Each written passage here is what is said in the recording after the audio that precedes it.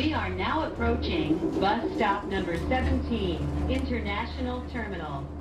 My Uncle Spanky is a baggage handler at San Francisco International Airport. He's done it for nearly 3 decades since he first came to the United States from the Philippines. He got his first bad injury in 2004, tore 2 tendons in his shoulder, another in his wrist. Then, a few years ago, the toil caught up with him again.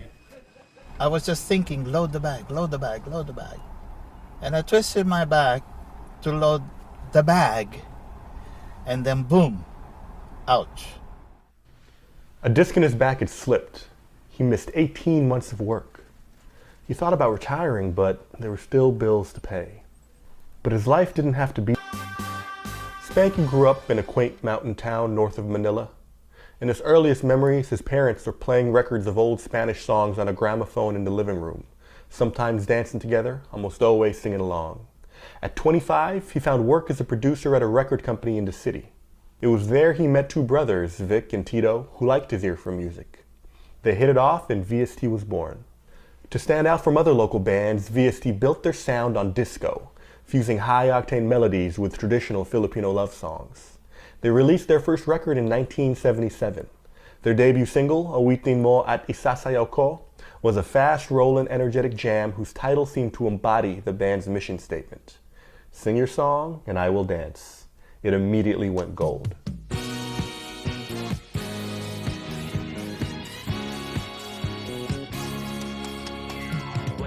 Early one morning, a few months later, Spanky was taking a cab home, exhausted after an 18-hour recording session. The cab broke down. Spanky stood by the side of the road, smoking a cigarette, while the driver tinkered under the hood. Just then, a bus full of nursing students crawled by in the rush hour traffic. And they started, ah! And then the whole bus started screaming, and I was just looking, and the cab driver got out of the hood, looked at the bus, then looked at me, then looked at the bus, and looked at me. I go, what are they screaming about? And they were looking at me, and I just waved. And when I waved, the more they screamed. It was the first time Spanky realized he was famous. It all felt so fast. One day he'd been playing proms and college parties. The next, he was touring the country. He even showed up on a list of the sexiest men in the Philippines, alongside 6 movie stars, 2 basketball stars, and Joanne's boyfriend? And that was just the beginning. He started hosting American Idol-style talent shows. They said, hey, why don't you try television? I said, why me? They said, just be yourself. Okay. He became a regular on sketch comedy shows. He starred in movies. These were the years after President Ferdinand Marcos declared martial law in the Philippines, ushering in a dictatorship that would last more than a decade. It was a scary time for many people. The economy was stumbling and the government jailed and killed those who opposed it. As soon as the VST show ended, the crowd of thousands quickly deserted the venue to rush home before midnight curfew. Spanky's fame insulated him from much of the turmoil. The way he saw it, his duty as an entertainer was to help relieve the fear so many felt, to help people forget. At the height of his fame and to the surprise of his bandmates, my Uncle Spanky left. Sometimes they would tell me, what the hell were you thinking about? You practically had it made here. A decade earlier, my grandmother had immigrated alone to San Francisco. She didn't know anyone there, didn't have any support network, so she eventually called for her family to join her. My Auntie Ging, Uncle Spanky's wife, arrived in 1981. It was supposed to be temporary, just long enough to help my grandma steady her feet on the road to the American dream. Auntie Ging would hop on a plane and visit Manila once a year, and in return Uncle Spanky would visit my auntie and their baby boy. Every time he landed in San Francisco, he found even more glamour than what he had left across the ocean. It was like going to La La Land. It was going to another dimension, another world. Everything I see, wow, beautiful. I couldn't see the dregs of life. I couldn't even see garbage. I couldn't even see homelessness. No, all I saw was, wow, what a beautiful place. It went on like this for 7 years. But then, Auntie Ging was pregnant with another kid. Several of her siblings had joined her in California.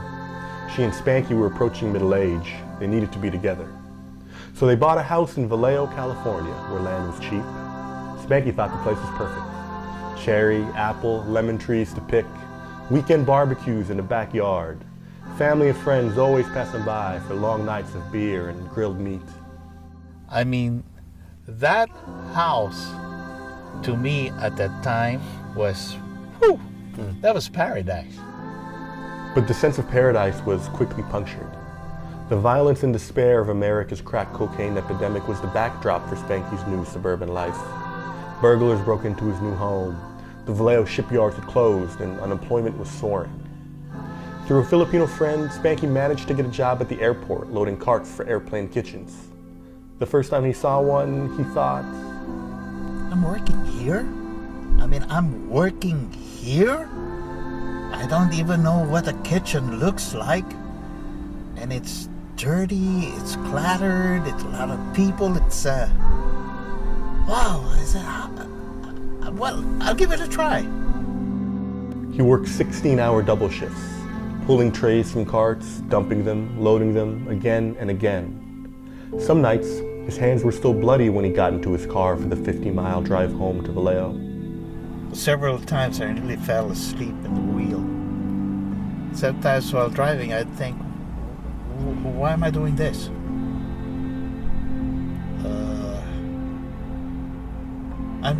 I'm not supposed to be doing this, but I'm doing it. Many nights those first few months, as the calluses hardened on his hands, Spanky thought about leaving. But there was a small voice at the back of my head that said, oh yeah, you can do it, you lazy bum. It's about time you work. And so he did. The first time I ever asked my Uncle Spanky whether he ever regretted coming here was 2 Christmases ago.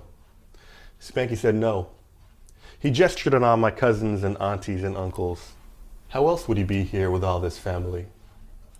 Still, I often wonder what my uncle's life would be like had he stayed in the Philippines instead. It's not hard to imagine. Spanky's bandmates, Tito and Vic, never left the islands. Vic still stars in movies and hosts television shows. Tito is Senate Majority Leader, one of the most powerful people in the country. His children, nieces and nephews are actors, singers, politicians. They live in luxury and their wealth will grow for generations. I couldn't help but push my uncle again. Was it really worth it to leave all that behind? I don't know if I would be able to give to them what they have now if we were in the Philippines. Why? Whatever successes you do in the Philippines, there's always a price to pay. That price was fear. His friends always thought he was a fool for not carrying a gun. That price was the suffocating hold of fame and comfort in a country where food and opportunity are scarce to all except those at the top. That price was the gilded cage of a society where sons and daughters are expected to carry on the family business. Whereas here in the States, at least they leave you alone. Do your thing to the best of your ability. Hey! Many Filipino immigrants will give you an answer like that, about the stagnation of the Philippine class system, about the dangers of life in the developing world, about the liberty available here and nowhere else. I don't know if it's always worth it. I grew up here. I have the luxury to see America from the inside out, to see the inequality, the hate, the relentless grind that awaits our tired, hopeful new arrivals. A one-way ticket to the States guarantees nothing but that. We want to believe we're better off for the sacrifice our parents made for us, because it hurts too much to think otherwise. Innocent people are still getting killed by the Philippine government after all, but maybe our exodus helps perpetuate a self-fulfilling prophecy. Spanky's almost 70 now. The wind that batters the SFO tarmac still bites at his face, 8 hours a day, 5 days a week, sometimes on Christmas and always on football Sundays. He could go back to the Philippines anytime. He's still famous there. His bandmates pass along offers for television shows, reunion tours. Shit, he's even a little famous in the States. Sometimes he signs autographs for random Filipinos at the grocery store or poses for selfies on the sidewalk. And every now and then, he takes a journey back to the life he left.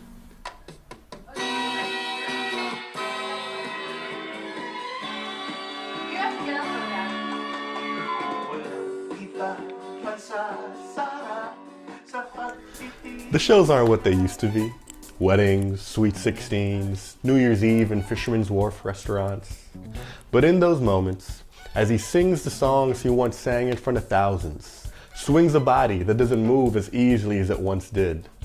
In those moments, it's even more clear now than it ever was. My Uncle Spanky is a motherfucking rock star.